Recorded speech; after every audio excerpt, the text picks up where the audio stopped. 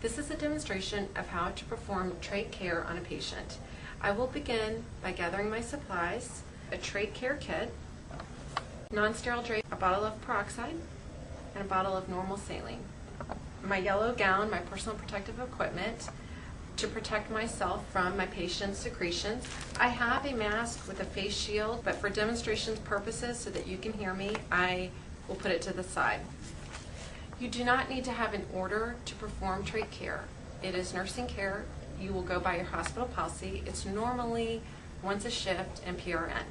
I will wash my hands, introduce myself to the patient, and with the patient's chart, I am going to check their identification bracelet, noting their name, their birth date, and medical record number. I want to explain to my patient what I'm going to be doing, that I'm going to be cleaning around his trach. I begin also by doing a full respiratory assessment on my patient before I do the trach care. That includes checking their respiratory rate, which I will check on my monitor. My patient has a pulse oximeter, continuous pulse oximeter. This is the probe on their finger, and I have a reading on my monitor. I also want to listen to his lungs.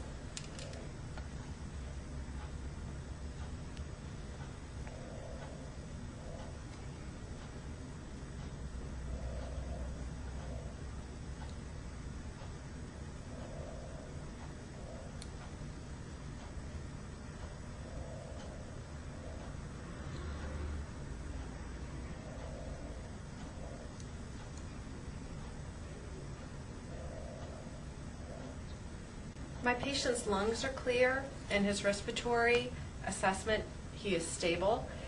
If my patient was coughing at this point or lungs were not clear, I would want to perform trach suctioning before I did trach care. I want to put the bed at a level that is comfortable working height for myself and put his side rail down. I have a non-sterile drape that I will drape across my patient to protect his gown.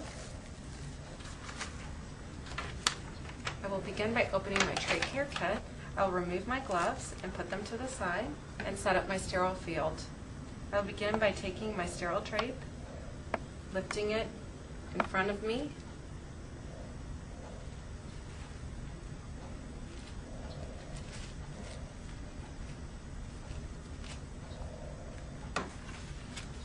Next, I want to put all of my supplies on my sterile field. Careful not to reach over my sterile field or touch the inside container.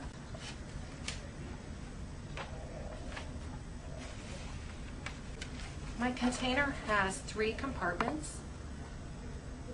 One of the compartments will contain a half-strength peroxide, meaning that it will be half peroxide and half normal saline. My other 2 will contain normal saline.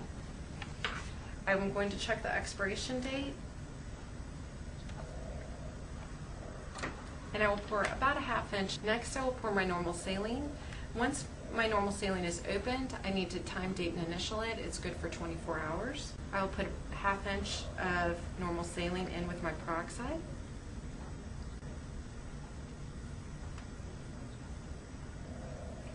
So I'm going to remove the inner cannula of my trach and place in the compartment that has the half-strength hydrogen peroxide. Now I will remove my inner cannula. I'm going to move my trach collar to the side. This is the inner cannula. I will remove it by turning in a counterclockwise motion.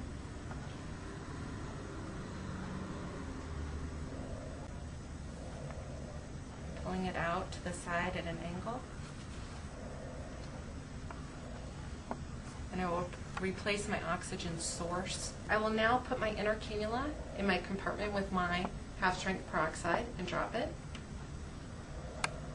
I will put on my sterile gloves.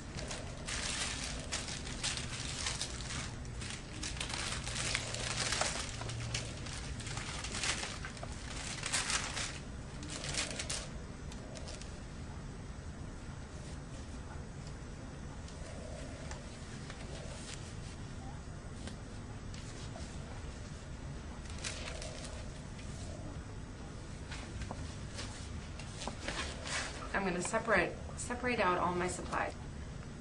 I will begin by cleaning the inner cannula, the lumen of the inner cannula, with a brush. I will pick up the inner cannula by the outer part.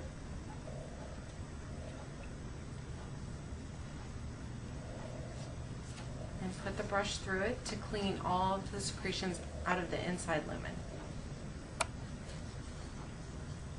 I will then take the brush and clean the outside.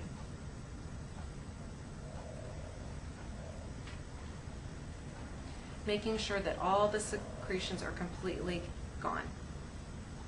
I will dispose of my brush. I now will place the inner cannula in the normal saline to rinse the peroxide off of it.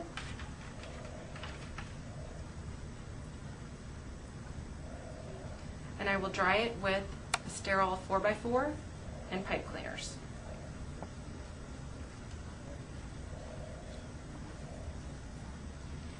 The pipe cleaners will go in the inside lumen to really dry it.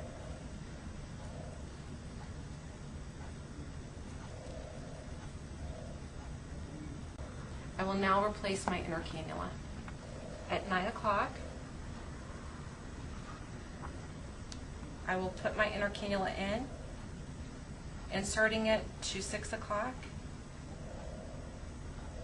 I'm going to turn in a clockwise motion until I hear a click and I know that it's secured. Now I will remove my drain sponge. I would be able to do this as well at the beginning of the procedure. I'm going to take my sterile cotton tip applicators, dipping them in the normal saline. I want to start at the inside and move out, starting at the inside of the stoma and moving out.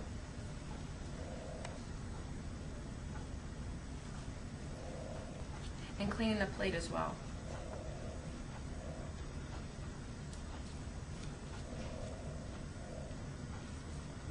And just pat dry. As I'm doing this, I want to make sure that my patient is comfortable and oxygenating well. Second to last thing that I'm going to do are change the ties. I'm going to take the end of one of my ties and insert it through the hole on the side here. I'm leaving the old ties on until my new ties are secure. I'll take them and tuck them behind their neck. And then thread the other piece through the other side.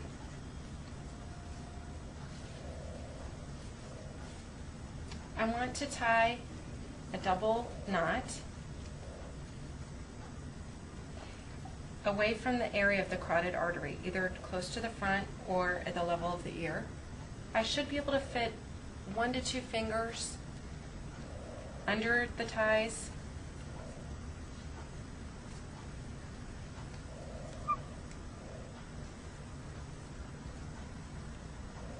I will remove my old ties.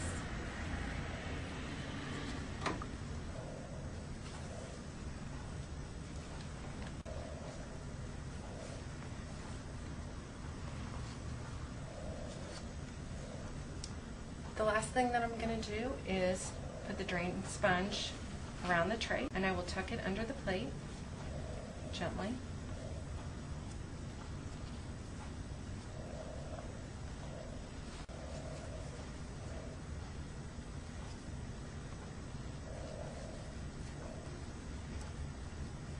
And I will replace my oxygen source.